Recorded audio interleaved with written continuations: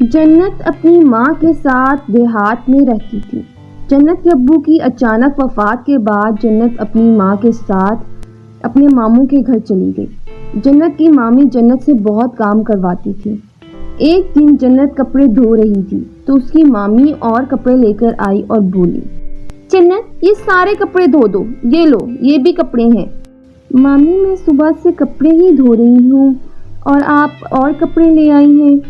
اتنی دیر میں جنت کی ماں وہاں آئی اور بولی، بھابھی آپ جنت سے بہت کام کرواتی ہیں، جنت پہلے تم کھانا کھا لو پھر کپڑے بعد میں دھو لینا۔ جنت کی مامی کو جنت اور اس کی ماں کا یہاں رہنا بالکل بھی پسند نہیں تھا۔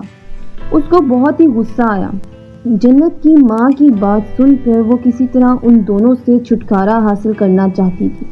شام کو جب کھانا بناتے وقت جنت منہ دھونے گئی تو جنت کی مامی چپکے سے کچن میں آئی اور کھانے میں بہت ساری مرچیں ڈال دیں۔ شام کو جب کھانا کھانے لگے سب تو ماموں بولے، اس میں اتنی تیز مرچیں کس نے ڈال دی؟ تمہاری بانجی نے کھانا بنایا ہے۔ آج میں نے جنت کو تھوڑے سے کپڑے کیا دھونے کو کہہ دیے، تمہاری بہن تو مجھ پہ ایسے چلائی جیسے مجھے کھا جائے گی۔ آج مرچیں تیز کر دی کھانے میں، کل پتہ نہیں کیا کیا ڈال دے گی۔ میں تو کہتی ان دونوں کو نکالو یہاں سے۔ جنت کے ماموں جنت کی ماں سے بولے، تم دونوں یہاں سے چلی جاؤ، ہمارے اپنے بھی بہت ہی اخراجات ہیں، ہم تمہارا خرچہ نہیں اٹھا سکتے۔ لیکن بھائی جان ہم کہاں جائیں گے؟ کہیں بھی جاؤ مجھے نہیں پتا، لیکن یہاں سے تو جاؤ۔ اس گھر میں ہماری بہت سی یادیں جڑی ہیں، امی کا پرانا چاقو اور بہت کچھ۔ آپ یہ گھر مجھ سے چھوڑنے کو کیوں کہہ رہے ہیں؟ جنت کا ماموں وہ چاقو لا کر جنت کی ماں کو دے دیتا ہے اور پھر جنت اور اس کی ماں وہاں سے نکل جاتے ہیں۔ جنت بولی، اب ہم کہاں جائیں گے امی؟ بچپن میں میری سارا نام کی دوست تھی، اس کا سسرال یہاں سے شاید 5 میل دور ہے، اس کے پاس ہی چلتے ہیں، پتہ نہیں وہ مجھے پہچانے گی بھی یا نہیں، بہت وقت جو گزر چکا ہے۔ ماں بیٹی چلتے رہے، پھر جب تھک گئے تو ایک پتھر کے سائے میں سو گئے۔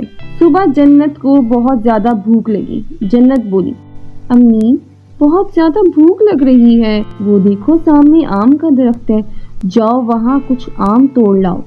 جنت درخت پر چڑھ کر آم توڑ لاتی ہے۔ جیسے ہی وہ آم کو کاٹنے لگی، آم سونے کا بن گیا۔ جنت اور اس کی ماں بہت ہی خوش ہو گئی اور وہاں سے چل پڑی۔ قریب ہی ایک گاؤں آیا جس میں جنت کی ماں کی دوست رہتی ہے۔ جنت کی امی گاؤں پہنچتے ہی سونے کو بیچ کر ایک بڑا سا گھر لے لیتی ہے اور جلد از جلد جنت کی شادی کر دیتی ہے۔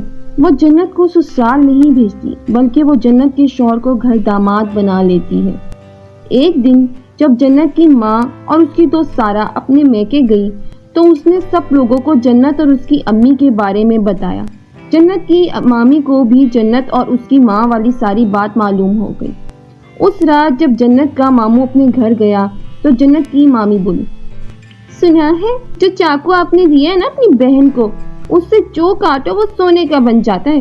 ہائے قسمت تو ہماری خراب ہے، ہماری اتنی قسمت کیا، کتنی قیمتی چاقو ہم آپ نے انہیں دے دیا۔ تم فکر نہ کرو، میں کسی بھی طرح وہ چاقو لے آؤں گا۔ جنت کا ماموں اپنی ماں کے چاقو کی طرح ایک چاقو بنواتا ہے اور ایک چوہا نکلی اپنی جیب میں ڈال کر جنت لوگوں کے گھر چلا گیا۔ جنت کی امی اس دن گھر میں اکیلی تھی۔ جنت کا ماموں اپنے بہن سے ملنے کے لیے گیا، معافی بھی مانگی اور ساتھ ہی یہ شو کروایا کہ وہ بہت ہی زیادہ دکھ میں ہے، اور اس نے دیکھا کہ اس کی امی کا چاقو قریب ہی میز پر پڑا ہوا ہے۔ اچانک ہی اس نے چوہا نکال لیا۔